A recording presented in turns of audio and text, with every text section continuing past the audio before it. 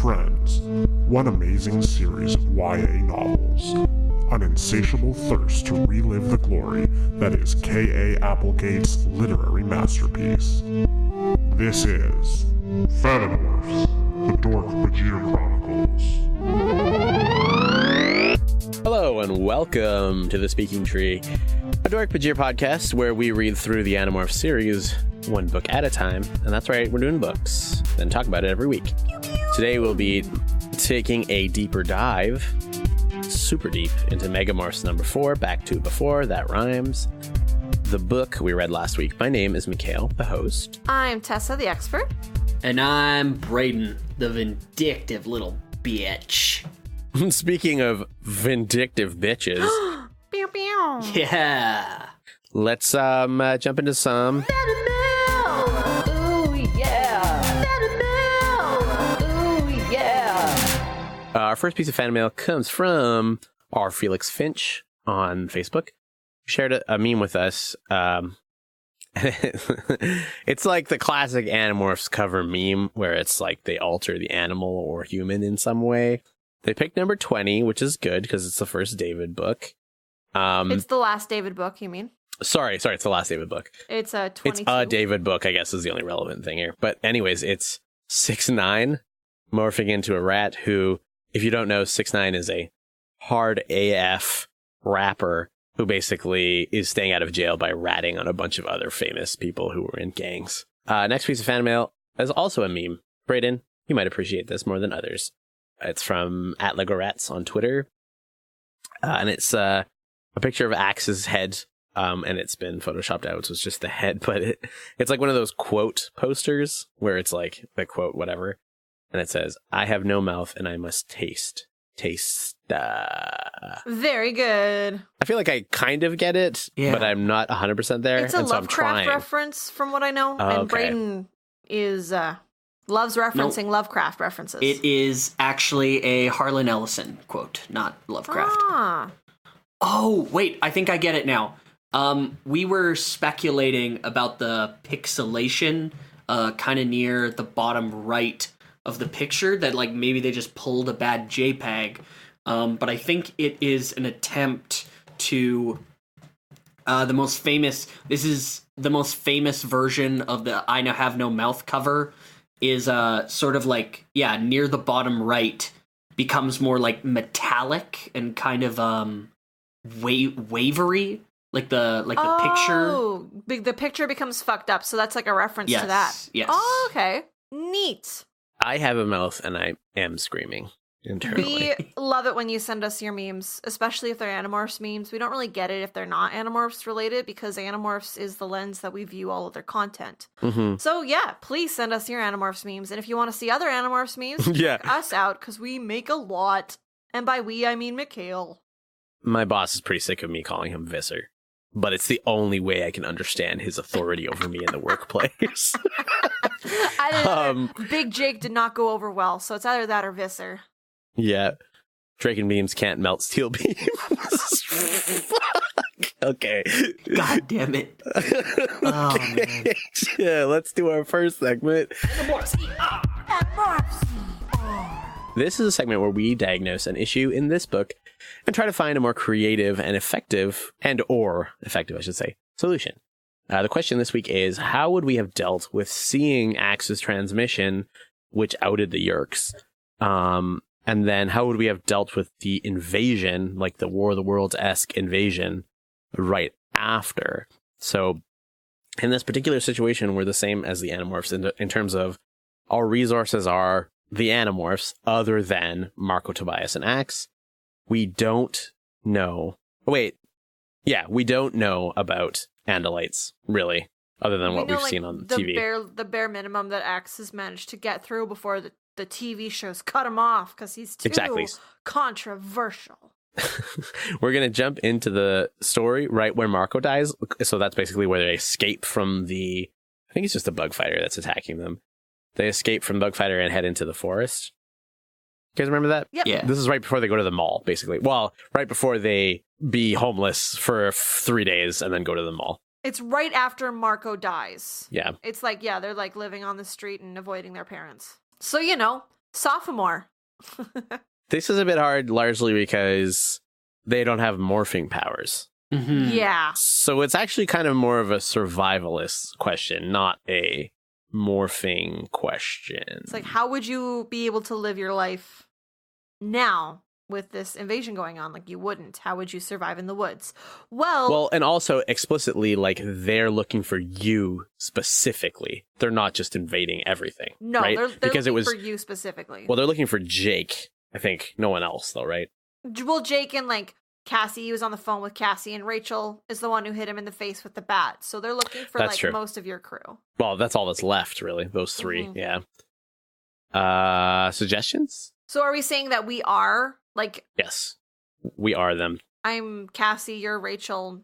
No, Brayden is definitely Rachel, and then... I was gonna Mikhail's say, are Jake. you mad?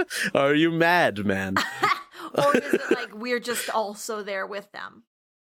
Well, I mean, would it be funnier if we did the three of us were one individual We're thing them. and we That fought would be over funny. it? I mean, We basically just do like a 3-person choose your own adventure book. Sometimes we split up, sometimes we meet up. if we could just be, if I could just be myself, well, it'd be great because Jared knows how to cut up meat into eatable portions, and one of his good friends plays airsoft. So we've got a hunter and a butcher, so we can survive in the woods, no problem. I do like that your instinct is like, I think killing large game should be my first go-to goal. We're just gonna live off the land. We're gonna hide in the woods, live off the land, and just wait it out. We're just gonna go down to that bar and wait for it all to blow over. Yeah, forget shelter.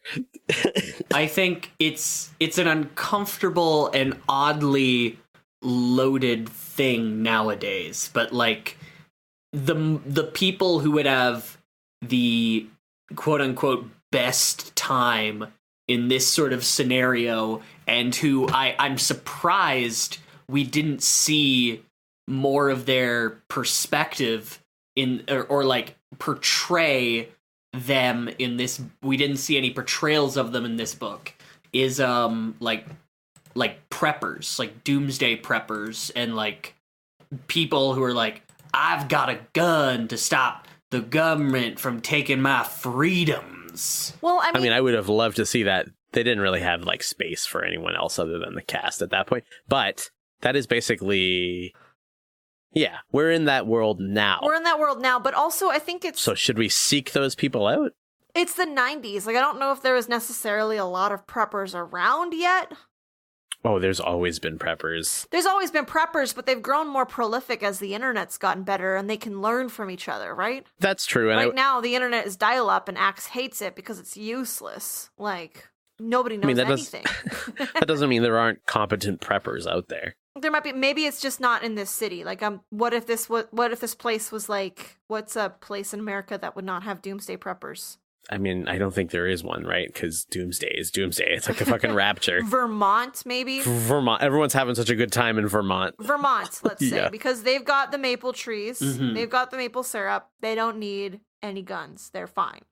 I think a more reasonable constraint is the chances of like us looking for a prepper, not knowing one already. Yeah. We might as well just eliminate that as an option because it's almost impossible that you're going to find one Yeah. just out of sheer luck, right? You could try to access the internet, but I'm pretty sure that is one of the first things they shut down because they shut down the power to a bunch of shit. So Well, they sent out EMPs to stop the TVs from working. eventually the EMPs would hit the servers, and I guess all the none of the computers were, well, they have laptops. I think eventually the internet would be wiped because the servers and all that, like once every single server is down, that's it. Yeah. Yeah. Like I once heard somebody say,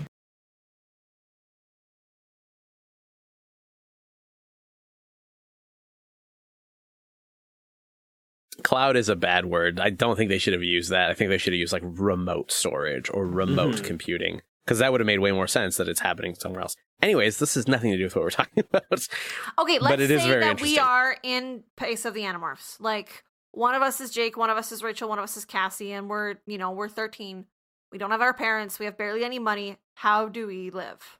I feel like the best bet is to try and find this alien who beamed it out, because he's the only one who knows what's going on. Okay, so if I'm Jake specifically, the thing is, role-playing is not really what we're doing here either, because we're supposed to be doing the best version of this. It's more like we are there instead of them, which is what we normally do, I guess. I was just, because, sometimes we do an Animorphs ER where we're there as well as the Animorphs, whereas no, this time we're just taking their place. Well, what we should be thinking of this every time should be our brains replace their brains, but their bodies are still the same. Yeah. Right? Ah. So, read my fanfic, archive.org, where my brain is switched with Jake's. Okay. I mean, obviously, it depends, right, on how much Jake would already know about surviving.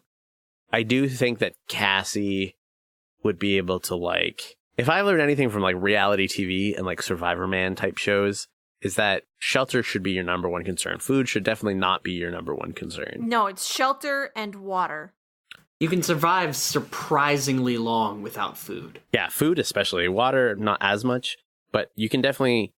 It takes longer to do shelter properly than it does to do water and food properly. So it makes sense to start that first. Yeah, shelter is the most important thing to try and find, because it's the most...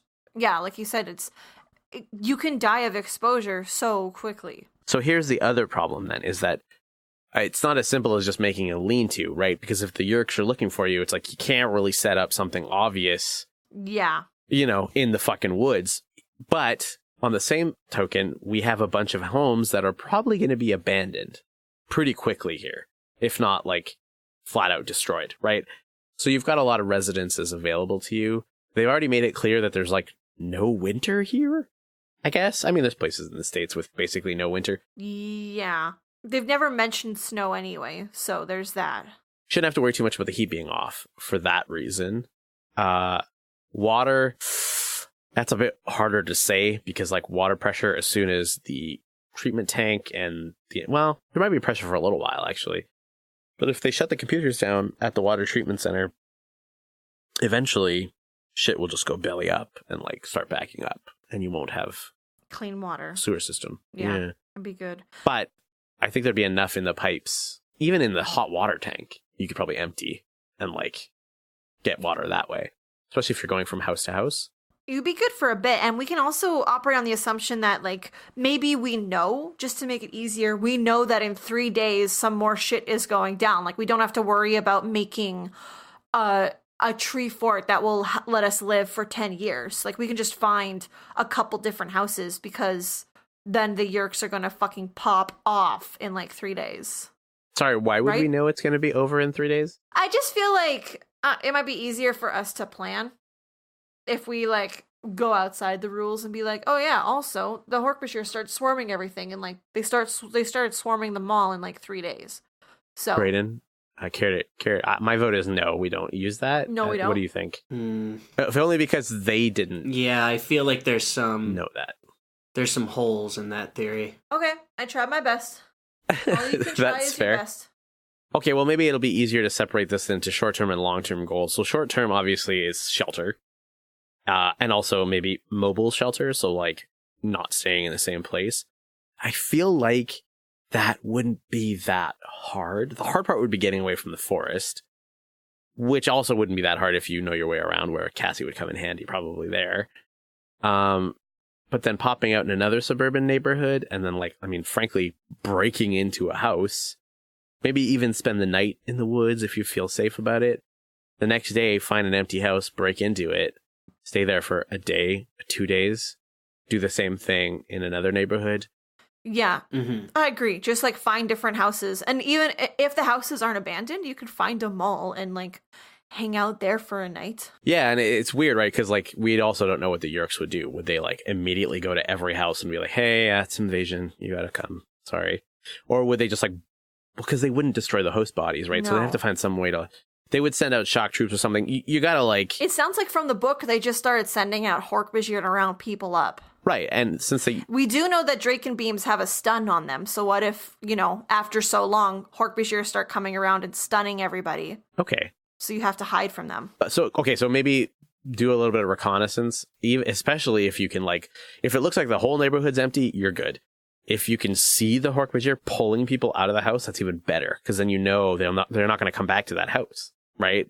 Mm-hmm. So break in there. You've definitely got a constant supply of food if you can find a fucking can opener, right? Yeah. Presumably also, well, I don't know. Is it safe to say that there would be other people also hiding? Because you couldn't be the only people who got away, right? There would be, but I don't think it would be smart to trust them necessarily. Especially just if everyone... because of it's the Yeerks, and also it's harder to hide a bigger group. Okay, so long-term goal is also to avoid people. Well, that's a short-term goal, I guess. What would be the long-term goals, though? So finding Axe, I feel like that is a really good idea. Long-term goal would be finding Axe, I think. He's the only alien that knows anything about what's going on. He's the only thing that knows what's going on in Miles. Yeah, the only thing, period. But also, Cassie seemed to be triggered by meeting Axe. Remember, a bunch of shit got triggered? I don't know if it was triggered necessarily. It's just that they were already running away from the Dork-Bajir, so stuff was happening. I think she just knew his name. Right, but I mean... What was triggered for you? Well, keep in mind that Cassie in this is still subtemporally grounded, whatever the fuck, right? So, like, a long-term goal could be to make sure Cassie resets the timeline. Oh, yeah. Right? You could just, like, send her out and be like, okay, what's supposed to happen? And they kidnap a bird from somewhere. That doesn't work. The problem is we don't know that, right? Yeah. Like, Jake and them don't know that. So, really, I guess they wouldn't do anything like that. I mean, but I feel like with our big brains, because our brains are there instead of theirs, someone keeps saying that things aren't right. Like, oh, this isn't right. This isn't right. Or, oh, I know this alien guy. Well, what if we just follow you? Like, we have no other better clue of what to do. What if we just start trying to make things until you think they are right? Yeah, I mean, like, I guess that's something... It would, yeah. You know what I mean? I don't know. I wonder how many risks you would take just to, like, indulge hallucinations. Well, I mean, we're involved pretty much in, like, guerrilla pseudo-warfare. Risks are part of what the scenario here. Right, but, I mean, wouldn't you take a risk to get food or, like, a roof over your head? Would you take a risk to, This is long-term goal. Like, this is after you have a base we're talking long-term now. kind of set up. We're Like, off that. Okay. We're off that noise. That's fair. You're settled, you're safe. For the most part, you figured out a way to avoid the Yeerks. Okay, I feel like a next logical step would be figuring out how to get Cassie feeling correct in this timeline. I do feel like that is metagaming quite a bit, personally, since we already know the ending.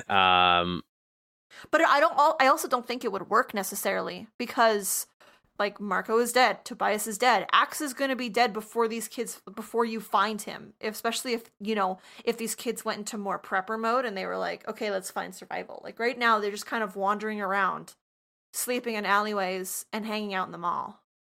So again, maybe the answer is, like, you can't. Like, you'd really be truly fucked unless you did exactly what they did. Because they got on a fucking bug fighter, remember? And it's like, what? You wouldn't do that intentionally unless you were, like, pushed into that situation, well, right? They were with Axe, and that was Axe's idea, and Cassie trusted Axe, and Jake trusted Cassie. That was how that went. Right, but do you see my point on, like, how Oh, yeah. coincidental it is that, like, Axe was there? Oh, yeah, totally coincidental. It's tricky, because inevitably the answer is wait for the Elemis bullshit to just happen. Yeah, wait Right. for the Elemis to fix it. I don't know. This is a hard one, gang. This is a hard think one. The answer is just prepper. Like, do what you would think if there was a race war. Do that, basically. Because in a race war, people are hunting you. Just people like you, not you specifically, right? So there's that. I guess another quick little thing is be Mormon, because or just find some Mormon friends, because, like, part of their religion is they have to keep non-perishable goods in their home for upwards of enough for 3 months, because according to Mormon practice, when the world ends, everything's going to go to shit. But it'll take 3 months for God to come down and save us all. Dunk. Oh, Yeah, like okay. the rapture will take 3 months? That kind of makes sense. All right. So we've talked about this long enough, I think. Is the solution, rather, is it just do good prepper stuff? survivalist stuff and wait Yeah. Like, till just something happens. Because because there's really nothing these kids can do to kick off the plot. Yeah. Like the latter half just kicks off because of coincidence or subtemporal grounding, which is a fancy word for coincidence. I think this question was me attempting to get around the bullshit in the book, and it turns out it's like, nah, the premise itself is bullshit. The first decision we could probably make is, I just thought about it, is don't go to the fucking mall. Yep. Go literally anywhere other than the mall for your food. Like, there's going to be more. Yeah, the mall is an ending. The mall has a dead end. The mall is terrible. Mm-hmm. Also, like, that's where a lot of people will be. Guess what? They're looking for places with a lot of people, which they explicitly are like, it would make sense the Yeerks came here because, like, there's so many people here. Like, what? You even knew that and you fucking still went to the mall? Come on. These 13-year-olds have no idea how to survive in the end of the world. Not as smart as us, that's for sure. That's for sure. Okay, so the metagame answer is survive, because you know it's going to be short term. The non-metagame answer is survive, but have long-term goals. Like, survive, but also improvise, overadapt, and overcome, bitches. Survive, but also maybe abuse the charity of religious people. The charity of the righteous. Speaking of Braden's Saturday nights, maybe we should move on to our next segment. Everyday now. In this segment, we try to tackle an everyday situation that might have happened in this book. All the normal quote-unquote rules of morphing apply. Even though there was no morphing in this book, we are addressing this with morphing. I'm just plucking a situation out of the book and then putting it into our everyday Animorphs. We gotta have something to talk about, gang. We gotta have some kind of content. Well, and also that's kind of what we always do. It's just this is a first book where they can't morph. Yeah. They don't have morphing, yeah. Yeah, and again, no morphing humans, please. And no murder. And no bombs, which is sort of implied with the no murder. But the question is, how would you, us, have used morphing to help a kid out who you know is being constantly bullied? So this happened with Jake helping out Tobias a couple times, which is the reason, blah, blah, blah. I think he just helped him out the once, but yeah. I think it says in Animorphs number 1, though, it's like he does actually help him out a couple times.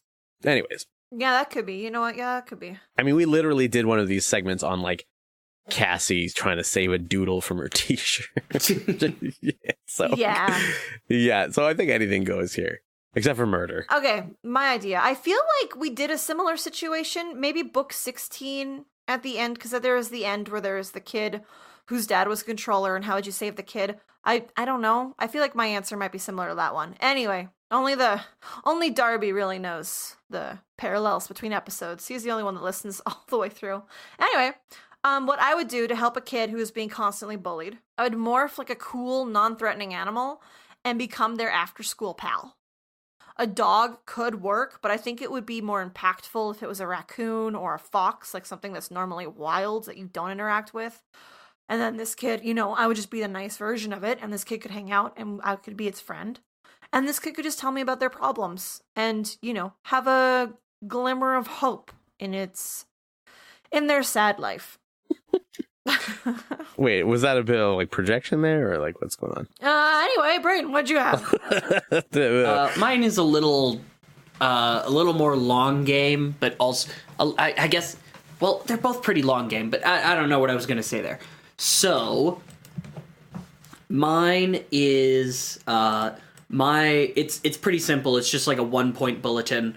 I morph a fly or some other small animal or bug probably, and I use thought speak to make teachers despise the bullies to the point where like the bullies get suspended or expelled or just decide like, this ain't worth it. I'm gonna move on my own time. Okay. I mean, thought speak is underused. I think we underuse it, and they underuse it also. We're also not in a universe with Yeerks, so there's really no fear of thought speaking and them understanding what the fuck is going on. Oh wait, so every everyday Animorphs, we can just morph without consequence of Yeerk? Well, yeah, was that not clear? Oh my god!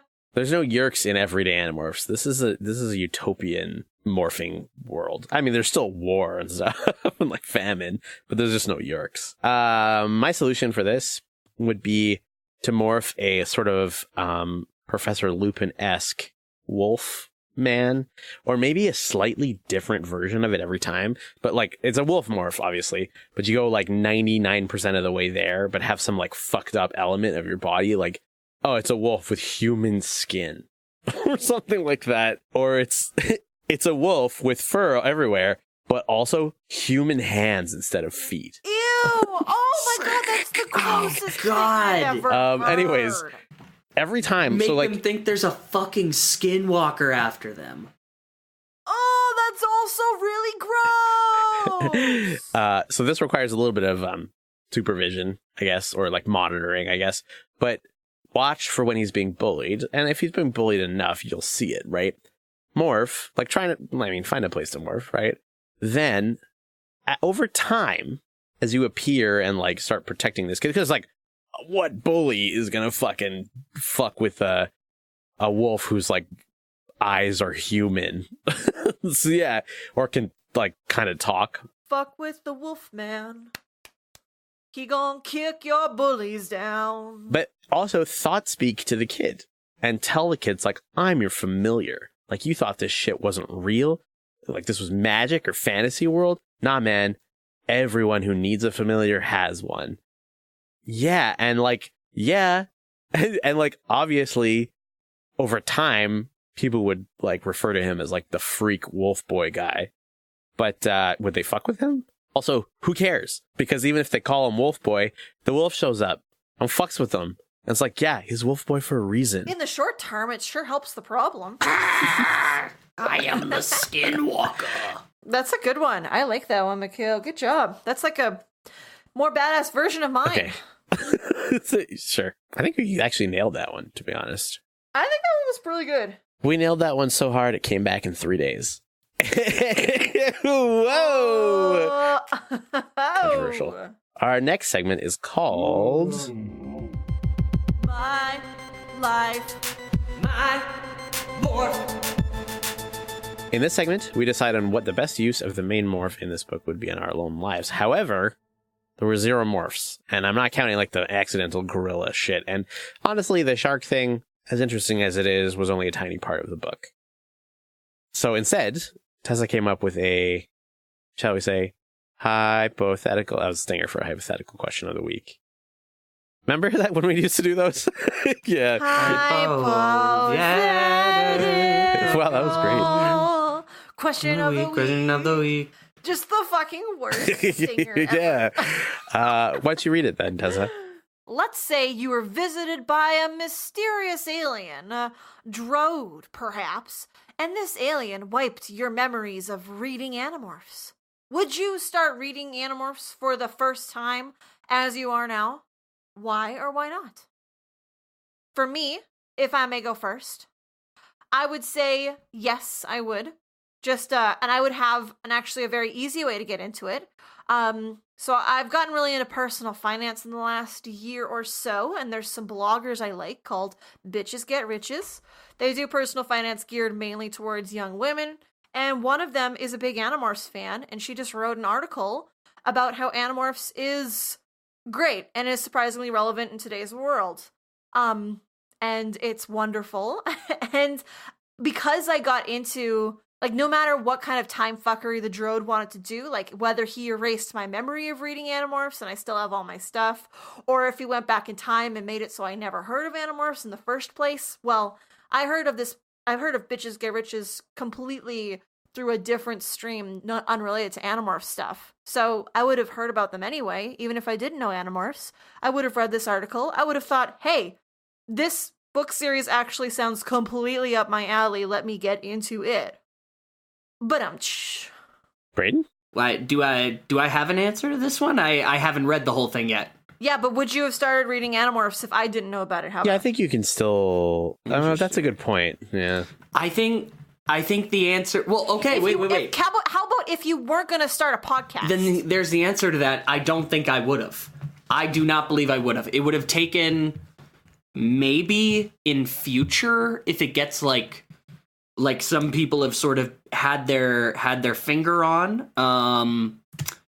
They might.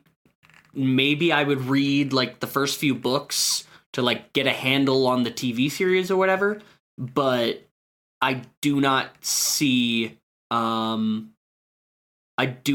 myself going. Yeah, I don't see myself going into it. Yeah, and like honestly, I kind of felt the same way. Is that because I was trying to think like, okay, if I knew it existed. Obviously, it exists. You just didn't read it as a kid, and there's lots of series that I just didn't read as a kid. And I was trying to think like, what is it that made me read it? And the answer is because like I had a friend Dorian who owned a bunch of them, and he would buy them at every book fair as they came out. And I had this like access point because as soon as he was done, I would borrow them, right? And let's just say that he didn't go there. He was the only friend I knew who read it. Let's just say he didn't exist. Sorry, Dorian. I don't know where you're at now for fucking grade 5, Dorian. But anyways, I really don't think I would read it because the only like pop culture thing that exists, like all those articles that are like, Animorphs should be blah, blah, blah, and taught me this, blah, blah, blah. It's like, well, that is wonderful. I mean, don't stop writing those. But I don't think it's not like it's the only series or intellectual property that's getting articles written about it like that. Like, you could Google, has My Little Pony formed my opinions on friendship? It's like, yeah, you know what I mean?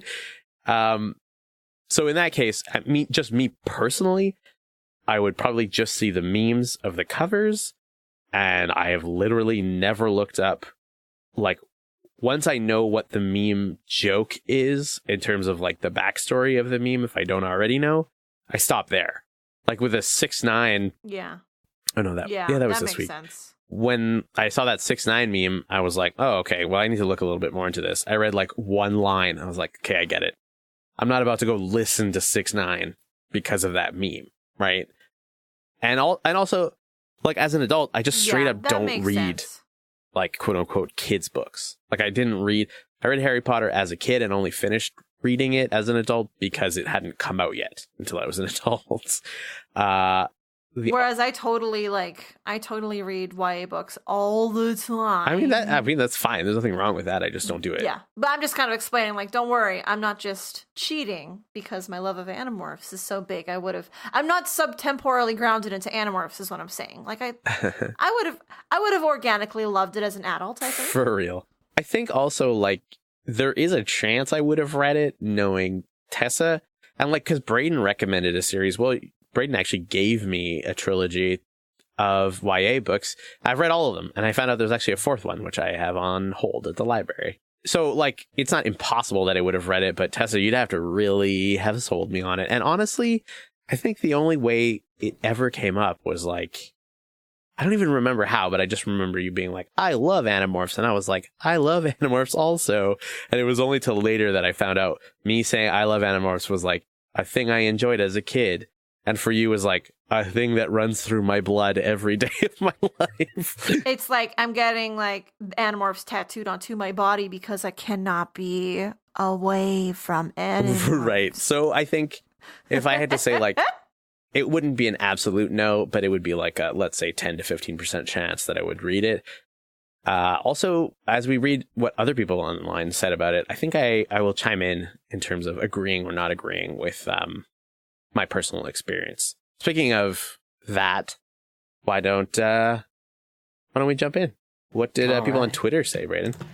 Well, I have 2 very interesting responses here on different sides of the spectrum. From at Movie Polls on Twitter, Movie Polls, regular responder. Thank you so much, Movie Polls. The covers are what drew me in, so if I saw them again, I probably would.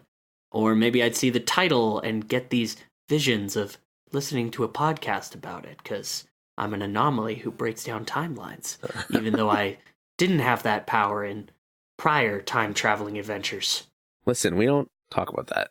But also, what the fuck? You're right. We literally didn't talk about that, I don't think. We didn't. I didn't even think of that. Goddamn Movie Polls. God, but also, like... Always at it with the great commentary. Oh, yeah, fuck, because Megamorphs 3 was explicitly an alternate timeline. Yes. God damn it. Weird. How did we not see that? I don't know. I guess it was like... It was very tacked on at the end. Like, it was Deus Ex Machina. It was Deus Ex Cassina. Nice. Good. You really shoehorn that in a great and like organic way, I think. Oh, never you mind. All right. The polar opposite of movie polls, Lorem Ipsum on Twitter, at Jaev la Socialiste. Thank you, Lorem Ipsum. I probably would not, because the sheer number of books would overwhelm me, and I might find the prose a little off-putting. The reason I keep reading them is mainly due to nostalgia, and that I know which books I like and why, which makes a lot of sense. And just to mix and match things up, relatively new follower, Josh, son of Chris, at WritingZard. Thanks, Josh. Yes, because kids turning into animals is still fucking cool. Hell yeah, it is. Succinct. I like it. On Reddit, we had too many great answers. I can't read all of them, but there's a few standouts. Dolphin Rodeo says, I think I noticed the books when I went home for Christmas and wondered what all these strange books were. Which is a really good point in terms of just like, yeah, I own all of these. Yeah. Huh. Yeah. You find them under the floorboards. Something's going on here. That's a common one. If I can jump, like Zero Moji on Instagram would say, I would certainly hope so. I doubt the Drode can unfollow every single pertinent Animorphs tag I follow on every social media account. Like, aw, you cards, you goofy peeps. Fellas Horribilis on Reddit also says, I totally judge books by the cover and would have been suckered into buying books like this because of the cover. The Cowley says, probably not. In the end, it's a children's series of 50-some odd books. This is a really fucking good point in that the marketing for Animorphs is 0 to none. Unless you're already, like, have already read it and, like, follow the tags and whatever, right? Yeah. Because the meme is a thing, but that's just not enough. It's not something... And it's also, like, the memes are only in the Animorphs tags, like you said. Like, they're not, like... It's not like an Animorphs meme has gone mainstream. Well, I think the cover... I mean, we're arguing over meme popularity here, but yeah. Oh, yeah. The cover joke is there. I think also if I had seen anything that was like, oh, this looks interesting, 54 books, fuck that. I would not have started it.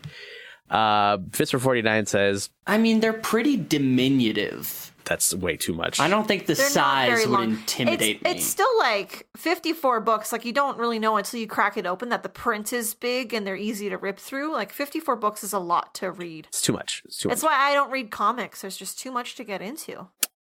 Visor49 says, one of the things that made Animorphs incredible is that it dealt with mature issues. However, for an adult who can go buy their own books on any topic, this is not very compelling, which is also an incredibly lucid point about how, I mean, you could definitely read books at our age with our, like, ability and prose that would deal with all this stuff also. So maybe the appeal is more for kids, right? Emma on Facebook says, yep, I'm a children's librarian, so they would naturally land on my desk, and I think I'd fall in love all over again, which begs the question of, wait, there are Animorphs circulating in and out of libraries? Because I looked at my local library and they have a big selection and they had no Animorph books. Except maybe like the first, like the remakes of the first 7 or whatever. Yeah, that came out in the 2000s and did not do well. And that's why they didn't remake them ever, the rest of them. There's one from Aunt Ada Doom on Reddit who says, if I saw the right dank meme, comma, sure. Which is like, you know what? You're fucking welcome. That's honest. I like that honesty. There's power in that. Listen, follow Dork-Bajir, because we got the memes, bro.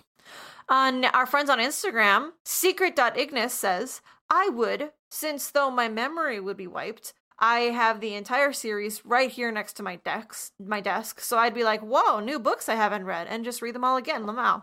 I love that that's so many people would just be like, yeah, I already have all the stuff, so like, why not?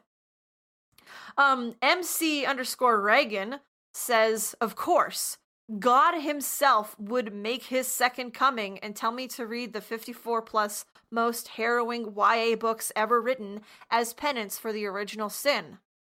You know what, Reagan? I like it. You're bringing the truth. You're bringing the truth. There's not a lot of people who say that they wouldn't. Minerva Spiral says maybe, probably not, because they don't have any exposure through any friends who like them. But if a creator I really like talks them up a lot, they're kind of obscure, and if like Lindsay Ellis sure talks about Animorphs a bunch, maybe I'll look into them. Like, yeah, which I think is a really honest way of getting into it. And I think that's how a lot of adults have gotten into it, actually, is just from hearing about it from their friends or favorite creators. And next time, we'll be discussing Animorphs number 41, The Familiar, the book with the guy from Firefly on the cover. Kind of looks like him. Is he actually from Firefly? No, he looks like... no, he just looks like Nathan Fillion. Nathan Fillion. That's Not even. Nathan Fillion's handsome. Wow, what are you saying Nathan about future Fillion has Jake? better cheekbones. What are you saying about Space But, like, Jake? This I'm could saying also... Space Jake needs to sleep. This is kind of just a bad angle, in my opinion, honestly. It is bad. So the cover is it's a Jake book. The subtitle is "They're Out of Sight, You're Out of Mind," which is what? Okay, and the cover is Jake morphing into an older version of Jake in a NASCAR outfit with a Star Trek. What are those things called? A little handheld computer thing they have on his belt. I'm assuming he's some kind of pilot of some kind in this. Whatever. Like a Palm pilot? And knowing that the Animorphs don't morph humans, I mean, presumably this is time travel again? I don't know. Brayden, what's your prediction? Predictions! Predictions! It's gotta involve time travel, right? Like, this is obviously a human from, like, the future. This is, like, some space commander guy, and Jake's gotta morph him. Like, yeah, it's gotta be time travel, right?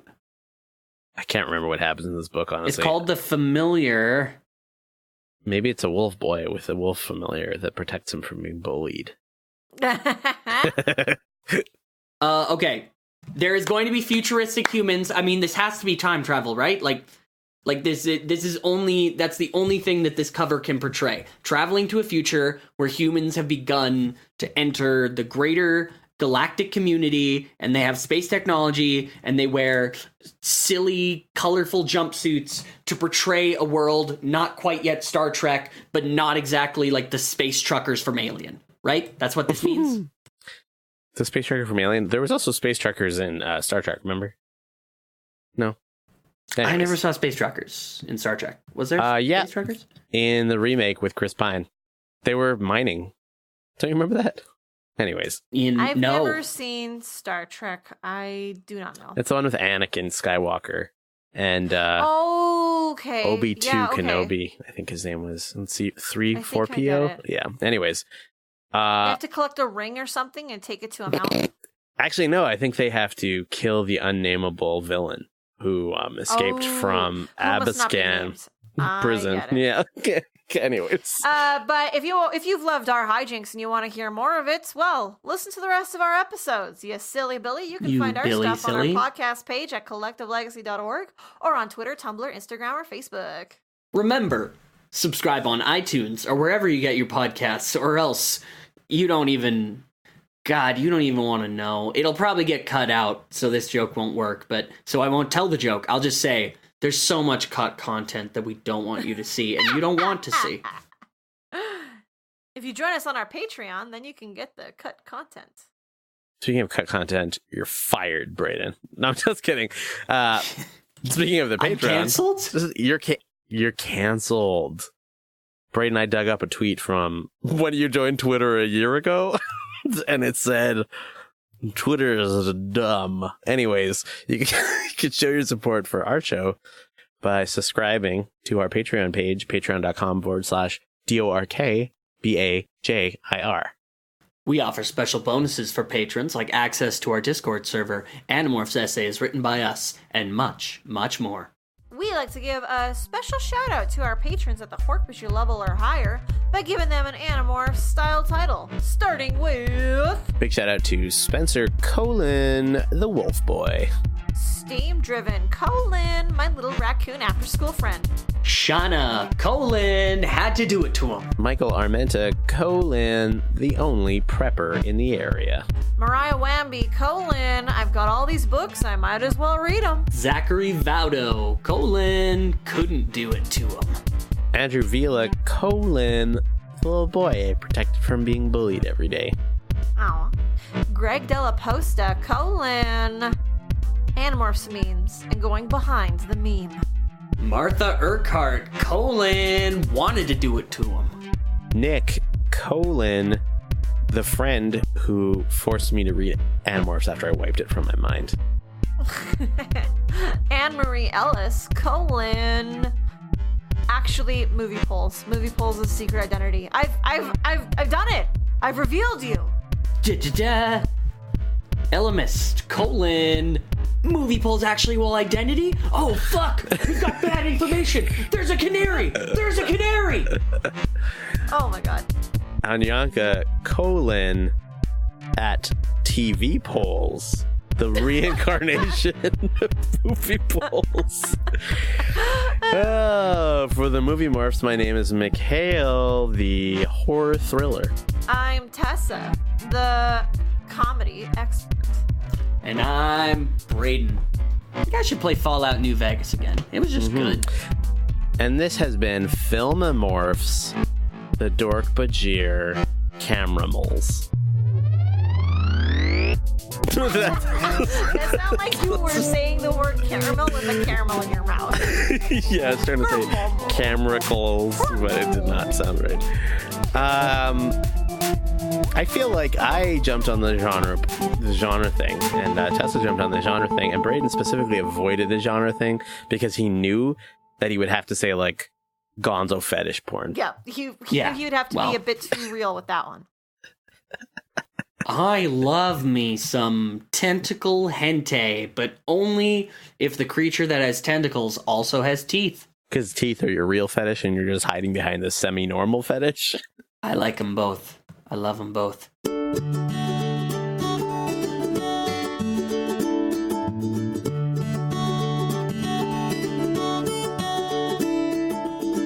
What do you want to eat right now? Jinx. I'm Mitch. And I'm Sophie. And this is We Watch Food, a podcast all about the food we like to watch. We'll talk all about the best, the craziest, and the tastiest TV, movies, and YouTube channels. Not to mention trendy food fads and sumptuous food trivia. Plus, we end every episode with a recipe from one of us. So join us every Saturday for a new episode and a new insight into what makes us watch so much food. You can find us at collectivelegacy.org, as well as a bunch of other awesome podcasts. Follow us on Facebook and Instagram at We Watch Food. And on Twitter at We Watch Food Pod. So I've been Mitch. I'm Sophie. Bye-bye. Bye. Brought to you by Collective Legacy, a podcast network.